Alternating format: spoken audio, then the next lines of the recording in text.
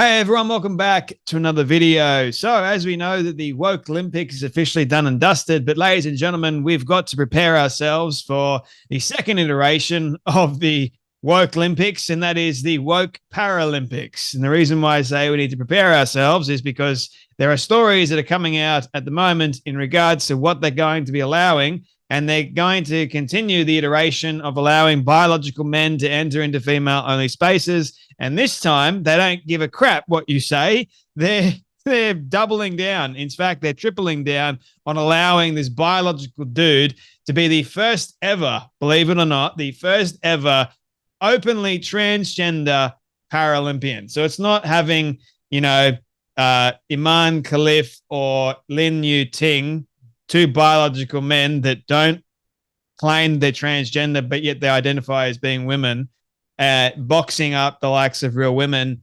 Yes, I know that Iman Khalif and Lin Yu Ting have DSD and everything like that, but they're still biological dudes. But now you've got Valentina Petrillo, who is the first openly saying that this person knows that they are a biological dude and they are openly choosing to identify as a woman and enter into female-only spaces. And you can actually tell more. This person doesn't have DSD, right? So you know for a fact that they're saying, I am transgender. To be the first ever openly transgender Paralympian, I am going, dear Lord in heaven above. Now, honestly, this person is 50 years old, and believe it or not, this person is still winning, still beating females, because it doesn't matter what age you are. If you are a man and you're entering into female-only spaces, not only is it wrong, but you can still beat the likes of women that are around your age bracket. So if you're a 50-year-old man versus a 50-year-old woman in the likes of sprinting, guess who's going to win all the time? So here is the crazy story that is coming out at the moment, and a lot of people are making a lot of positive videos about this, and I'm not one of them. So let's get into this, shall we? So here's a photo of Valentina. Spot. I can't do this, man. Who can spot the man in this photo, or who can spot the anomaly that is taking place in this photo? So it looks like Valentina, albeit 50 years old, is still going to be going up against people that, are younger than Valentina. And, well, they're going to have, like in this photo, it looks like Valentina's going up against two girls with missing limbs. And I don't know what the other two girls have wrong with them. But nevertheless, is the Paralympics, ladies and gentlemen. So I actually happen to really enjoy the Paralympics, or I used to really enjoy the Paralympics. Now it looks like I've got another thing to boycott because I'm sick and tired of this nonsense. If they didn't make this stuff woke, everyone would have a much more enjoyable time, I reckon, and a lot more people would actually be tuning in. I think the woke Olympics was one of the least watched Olympics ever. So that's saying something. I don't know if we have official stats on that, but I feel like the amount of people that were commenting on my videos and watching my stuff, and they're saying that they're boycotting it, they're not watching it. So, that's quite a hefty chunk of people. Let me just say that. So yeah, the president of the International Paralympic Committee has defended allowing a biological man to compete in women's sprinting during the upcoming Paris Paralympic Games. PPG. IPC President Andrew Parsons said that transgender athletes should be treated fair and respectfully, despite the significant advantage they have over female athletes. Yes, ladies and gentlemen, it doesn't matter if you have a significant advantage over females, they must be treated with dignity, respect, and they must be given a fair go, even though they don't really need a fair go because they're going to be beating all the women they're going up against. So it's not really fair for the women. It's more an advantage for the dude that is identifying as being a woman who happens to be 50 years old. Even though this person happens to be 50 years old, this person's still got like the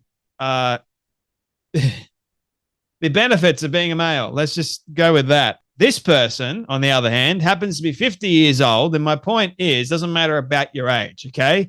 if you are fit and healthy at 50 years old and you've been training a lot, you're going to beat women. It's just how it goes, right? But yes, we need to be fair and be respectful of them because they deserve a distinct advantage over the likes of females in Paralympics. So let's continue the trend of taking away the rights of females and the fairness of the actual sport itself. So for the moment, World Paralympic Athletics rules allow this person to compete, so this person will be welcome as other athletes.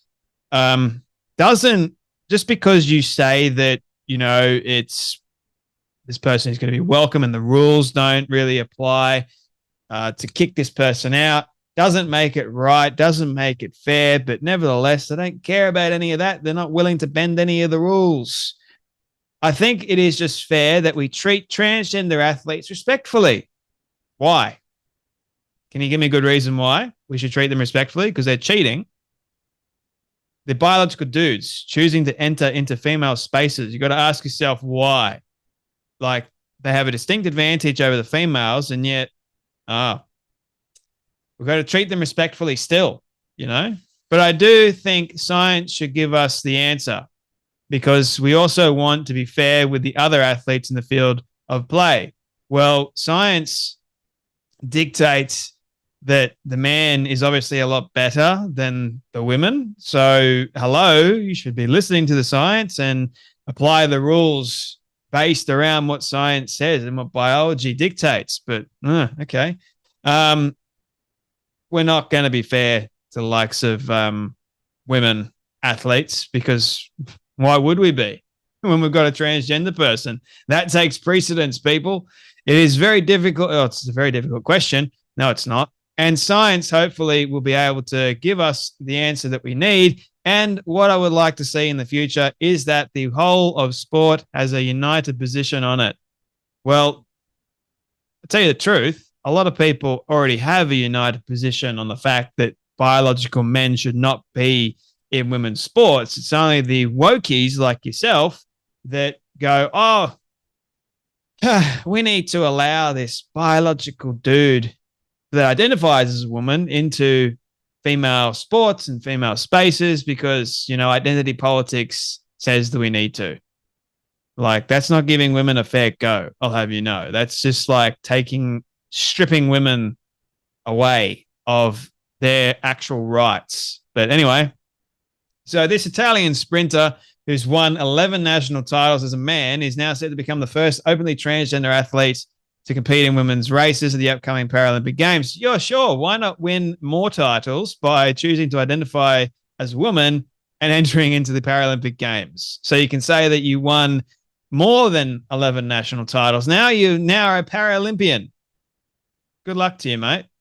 Valentina Perito transitioned in 2019, has been selected to represent Italy in the women's 200 and 400 meter races.